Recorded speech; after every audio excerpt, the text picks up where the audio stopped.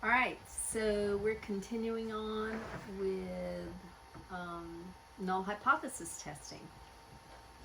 And in this scenario, a researcher is interested in whether our frequency of leaving home now with the coronavirus differs from previously. She knows that the general population in the U.S. leaves home 10 times each week, and data from her group of 4 study participants, that's what you're seeing right here. So participant number 1 said they left home 2 times last week, and this one said 3 times, and on and on. And if you remember from the lecture on null hypothesis testing, these steps, we have to go through these steps. So we're going to state the research hypothesis. From the research hypothesis, we're going to get 2 statistical hypotheses, the null and the alternative. The alternative is going to correspond to the research hypothesis. The null is going to be everything in the probability space that the research hypothesis and that the alternative hypothesis is not. We're going to determine which test we want to use. You have 4 options. You can use a confidence interval with a z distribution, a confidence interval with a t distribution, a t-test, or a z-test. And we're going to determine that based on the information we have, based on what she wants us to do, based on what assumptions we need to make. And then we're going to test the null hypothesis and reject or fail to reject the null hypothesis. And then we're going to state conclusions. So let's get started with that. So let's get back over here. Remember, the research hypothesis says whatever she's interested in, let's just go ahead on and turn that into a statement and into a hypothesis. So she's interested in whether our frequency of leaving home now with the coronavirus differs from previously. So let's just say that our frequency of leaving home now with the coronavirus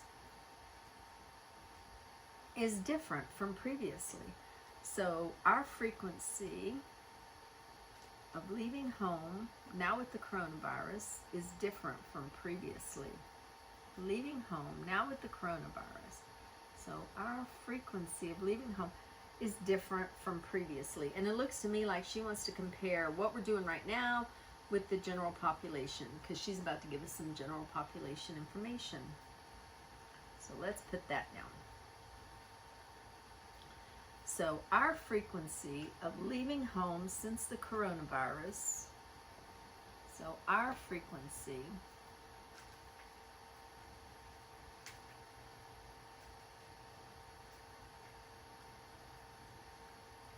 differs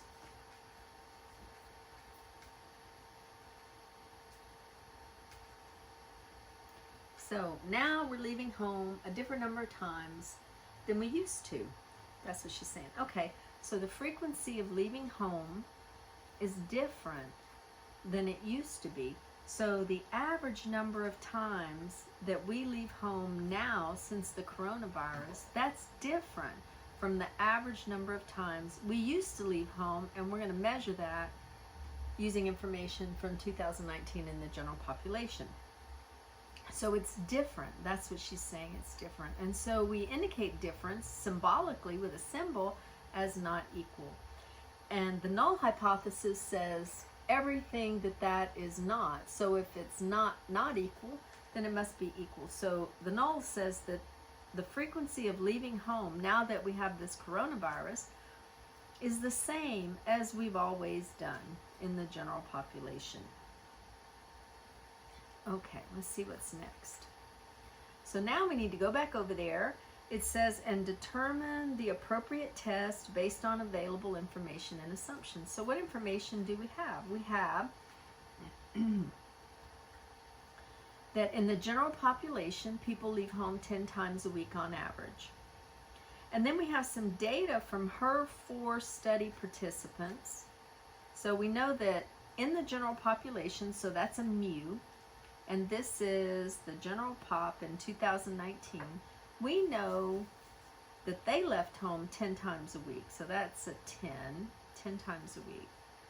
We don't know what the average is for our group since the coronavirus, but we have this information right here. We can figure it out. We know that there are 4 study participants, n equals 4. We don't know anything about a standard deviation. We know we don't have the standard deviation from the population because it's not given. So we're going to have to figure that out too. So we're going to have to figure out S from these scores right over here. And we'll also have to figure out S sub x bar. We also know that she's not asking about a range of means. I don't see anything up in here that says I also want to know the range of means that likely fall about the population mean for the sample, for my sample. I don't see anything about that. So we're not going to do any kind of confidence interval. We know that. And we know that because we don't have sigma, and that's an assumption that we need to make when we use the z distribution, but we don't have sigma, we know we're not going to use the z distribution. So this must be, remember we had 4 options. We had a confidence interval. It's neither one of those with the t and z distribution, not that. We have a z-test as an option, but it can't be that because we don't have sigma. So it must be that we're going to do a t-test on these scores. So let's go over here. So we know we have to do a t-test. We have mu, we have n, and from these scores right here, we're going to have to get s, and we're going to have to get s sub x bar. And we know that because when we look at the formula for t for the t-test, that t is equal to x bar minus mu. So we need an x bar, that's right, an x bar, over s sub x bar. So we need all of that information. We need x bar, we need mu, we need s sub x bar. We also know that s sub x bar is equal to s over the square root of n.